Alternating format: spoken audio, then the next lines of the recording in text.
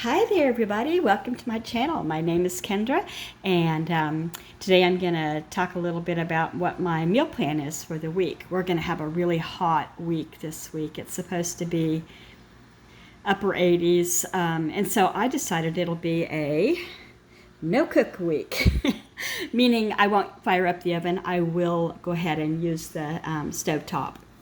For instance, I'm going to want to make on Monday, that's today, the 11th, BLTs, bacon, lettuce, tomato sandwiches, macaroni salad, and fresh strawberries sliced up.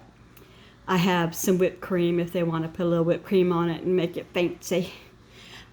Speaking of Monday the 11th, you know what today is? 7-Eleven, meaning in the past, pre-COVID, you go to 7-Eleven and get yourself Slurpees for free. It was on 7-Eleven. Well, this year, I don't know about everybody's area, but here in our area, Washington State, it's been on the news that it's not the same way. You have to go online, you have to sign up, and they get your information then. They've got your email address. They, can send you all kinds of sweet little notes and whatnot. more emails. I don't know if they also would like to have your phone number and age and demographics. I don't know. But anyway, for all that information, they will delight you with a small Slurpee. Free is free. I shouldn't complain. But a small Slurpee to me isn't worth giving up my personal information to yet another source of junk mail.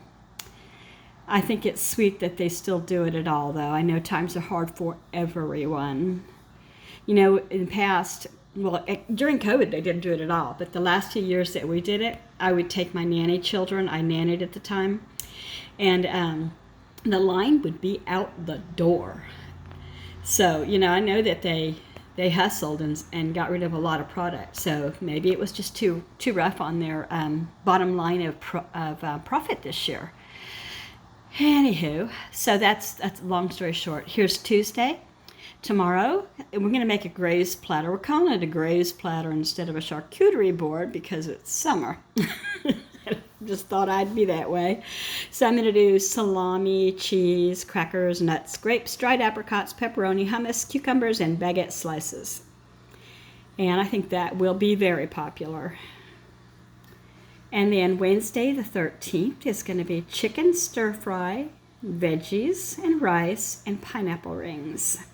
That stir fry, the veggies are in a bag, and I'm adding sweet and sour sauce to the chicken. So it'll be kind of a sweet and sour stir fry flavor-ish. And I always like rice with it. I think they do too. My husband's not huge on rice, but the rest of us really are.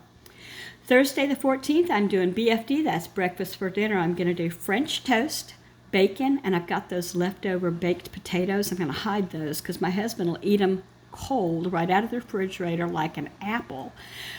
Craziest thing I ever saw.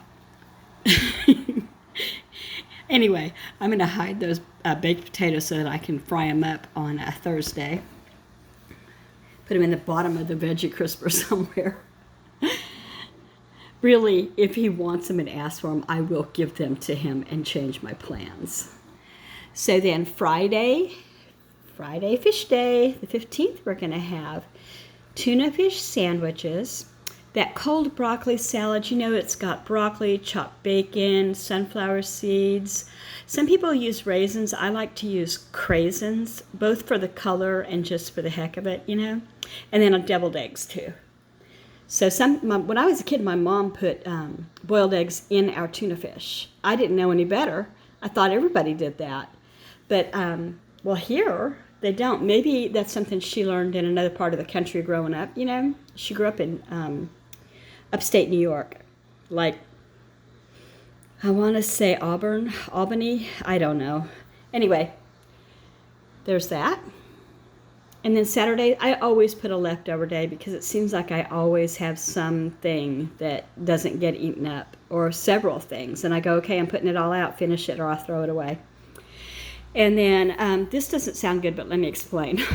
Sunday the 17th, we're having cold beef dip sandwiches with French bread and watermelon. When I say cold beef dip, I don't know what to call it other than Julia's bread. My friend Julia introduced me this in the 80s. I had a daycare at the time and I took care of her little baby, who's a 40-year-old man now. I think. I don't know. Anyway, he's up there.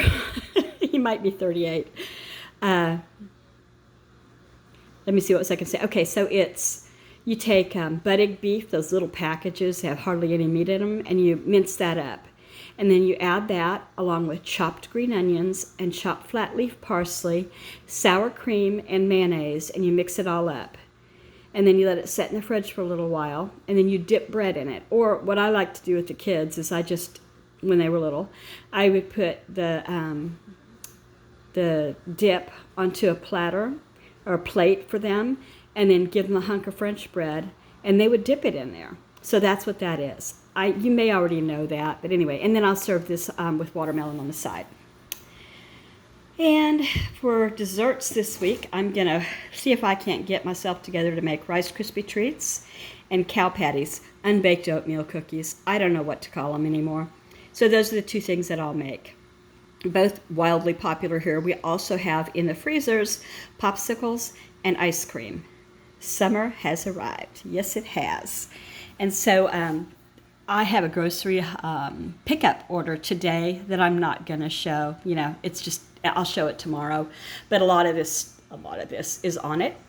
If you like grocery hauls, day in the life, menu planning, recipes, organizing, road trips, I'm your gal. I hope you'll consider subscribing. Boop the like button if you feel good about that, or leave a comment. I love to meet new people, and I am a chatter, as you can tell. Bye-bye.